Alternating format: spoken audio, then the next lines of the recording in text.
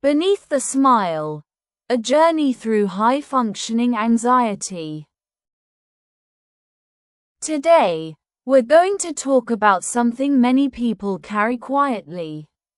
A hidden heaviness wrapped behind a smile. A journey that's often misunderstood. A story that so many live through silently. High-functioning anxiety. But we're not going to talk about it with fear, judgment, or shame.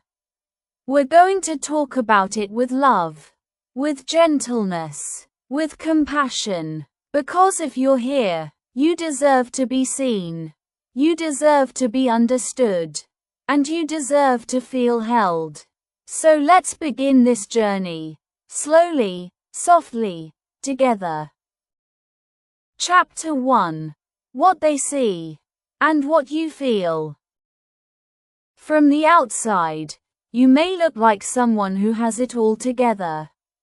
You're the reliable one, the responsible one, the strong one, the organized one, the one who always shows up, even when it's hard.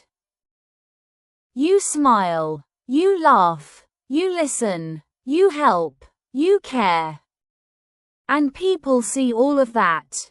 They admire it, they praise it. But what they don't see is everything that happens beneath that smile. They don't see the racing thoughts that start the moment you wake up. They don't see the knot in your stomach that never fully goes away. They don't see how you rehearse conversations in your head before speaking. They don't see how hard you push yourself, even when you're already tired. They don't see the fear of letting anyone down. They don't see the quiet heaviness you carry alone.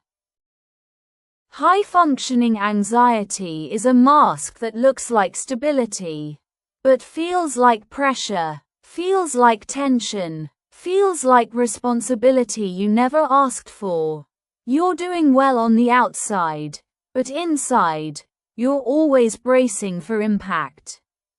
And if no one has told you this before, I see you. I see the effort behind your smile. Chapter 2. The constant whisper of, what if? Anxiety doesn't always scream. Sometimes it whispers. What if I fail? What if I embarrass myself? What if they judge me?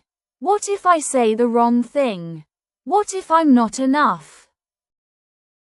These quiet thoughts shape how you move, how you speak, how you decide. Even the simplest choices suddenly feel heavy. You double-check everything. You overthink small details. You replay conversations from days ago. You try to predict every possible outcome so you don't get hurt. On the outside, it looks like you're being careful. Inside, it's fear disguised as responsibility. And let me tell you this with so much love. Your mind has been trying to protect you for so long. But you deserve a life where you don't have to stay on alert all the time. You deserve peace. You deserve stillness. You deserve rest. Chapter 3. Why it's so hard to ask for help. People with high-functioning anxiety often struggle in silence. Not because you don't want help, but because you don't want to be a burden. You say things like, I can handle it. It's not a big deal. Other people have it worse. I don't want to bother anyone. But love, let me tell you something gently. You are not a burden. Your feelings are not too much. Your emotions are not inconvenient. Your needs are not a weakness. You deserve support. Just like everyone else. You deserve someone to ask, hey, how are you really? You deserve someone who stays when you soften. You deserve someone who sees your strength and your tiredness. You've spent so much time being the strong one, But even strong people need rest.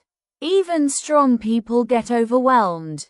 Even strong people deserve to be held. You don't have to carry everything alone. Chapter 4. The tiredness that people don't understand. High-functioning anxiety comes with a special kind of exhaustion. It's not just physical tiredness. It's emotional tiredness, mental tiredness, soul-level tiredness. It's the fatigue that comes from always being on, always thinking, always preparing, always worrying, always trying so hard. You may feel tired even after resting. You may wake up tired. You may feel tired even when you're doing nothing. And that tiredness doesn't mean you're weak. It means you've been strong for too long. It means you've been carrying heavy things quietly. Be gentle with yourself. Your tiredness is valid. Your feelings are real. Your heart has been working overtime. Chapter 5. Where this all began. Sometimes high-functioning anxiety grows in childhood, when you were praised for being mature, or the good kid, or the responsible one. Maybe you learned early that you had to be careful, that you had to manage things alone, that you had to avoid mistakes, that you had to keep everyone happy. Maybe you heard, "Be good. Don't cause trouble. You should know better. Why can't you be more like?" You became the person who tried so hard, who tried to be everything for everyone. But inside, that child never really had space to rest, to be imperfect, to be messy, to just be human. High-functioning anxiety is often the adult version of a child who wanted to feel safe, but never fully did. This is not your fault. This is your survival, your strength, your story. And now you're allowed to learn a softer way. Chapter 6. How to heal with compassion. Healing from high-functioning anxiety isn't about removing anxiety. It's about reducing the pressure you place on yourself. It's about learning to breathe again, learning to rest again, learning to soften again. You don't have to be composed all the time. You're human. Humans feel things deeply. You are allowed to open your hands and release what you've been gripping so tightly. Chapter 7. A message for your heart. Before we end, I want to speak softly to your heart.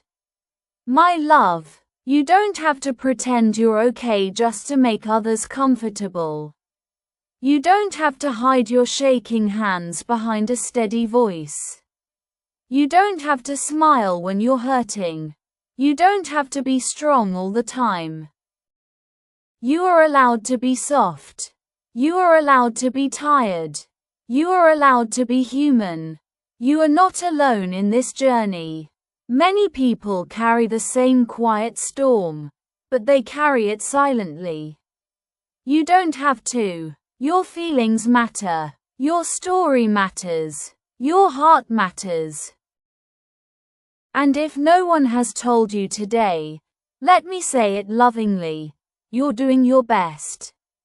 Even when it feels small, you're trying. Even when you feel tired, you're important. Even when you feel invisible. And you, yes, you, are deserving of love, support, gentleness, and peace.